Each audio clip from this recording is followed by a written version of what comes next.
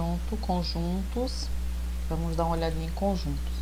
Revisando noções sobre conjuntos. Entendemos conjuntos como uma coleção de objetos, os quais são chamados de elementos ou membros, uma vez que cada um deles pertence ao conjunto e possui uma característica em comum. Os objetos podem ser de qualquer tipo, pessoas, animais, plantas, letras e números, certo? Temos esses exemplos aqui, ó. Conjunto dos habitantes da sua cidade, conjuntos do time de futebol, conjunto dos alunos do primeiro ano, conjunto das vogais, certo? Outros exemplos, ó. Conjunto da tabela dos elementos da periódica, conjunto dos elementos da tabela periódica, conjunto dos mamíferos, conjuntos de frutas, né? É a reunião de elementos, certo? As formas de representação de um conjunto, elas podem ser tem 3 tipos: enumeração, diagrama de Venn e pela propriedade. A gente vai ver cada um deles. Formas de representação de um conjunto, representado por enumeração. Nessa forma, os elementos são apresentados entre chaves e separado por vírgula ou ponto em vírgula. Exemplo: o conjunto das vogais. Ele foi representado como? Com a letra do alfabeto, letra maiúscula, que é igual ao quê? Abre chaves, coloca os elementos com vírgula. A, vírgula, E, vírgula, I, vírgula, O, vírgula, U. Certo? Então, quem é o conjunto dos elementos das vogais? A, E, I, O, U. O número de elementos de V é quem? 5 elementos. Nós temos 5 elementos.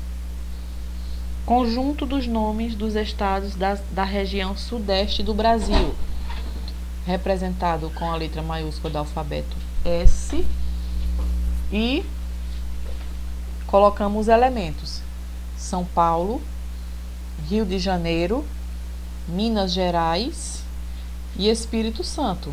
Abriu e fechou chaves. Conjunto dos números naturais menores que 3. Vou representar ali por uma letra maiúscula N.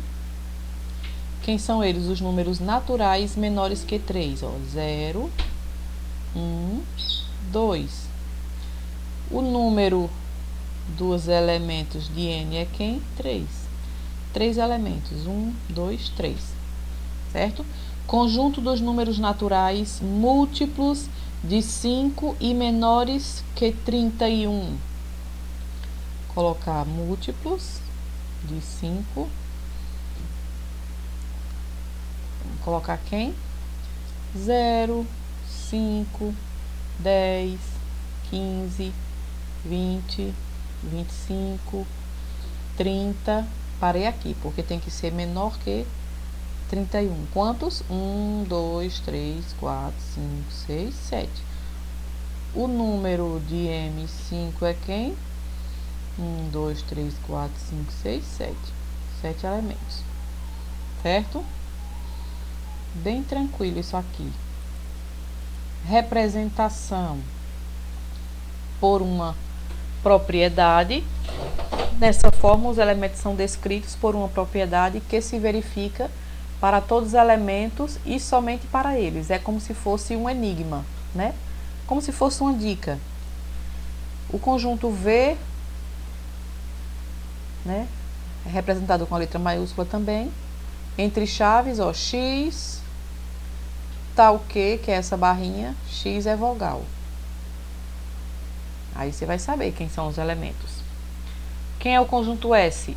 X é um conjunto X, tal que esse conjunto X é estado da região nordeste do Brasil. Um conjunto A é quem? X, tal que X é um número ímpar, menor que 0 e menor que 10. Aí é uma dica. Quem é esse conjunto, né? Você está representando o conjunto por uma propriedade. Vamos só escrever quem é esse conjunto aqui.